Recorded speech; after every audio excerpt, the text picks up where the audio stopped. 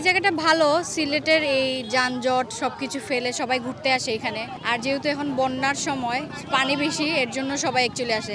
মনে করি সিলেটের বাইরে থেকে যদি মানুষ সিলেটে আসে তো এই জায়গাটায় আসতে পারে। এই জায়গাটার নাম হচ্ছে 22 টিলা। আমার কাছে তো খুব ভালো লাগতেছে এখানে এসে।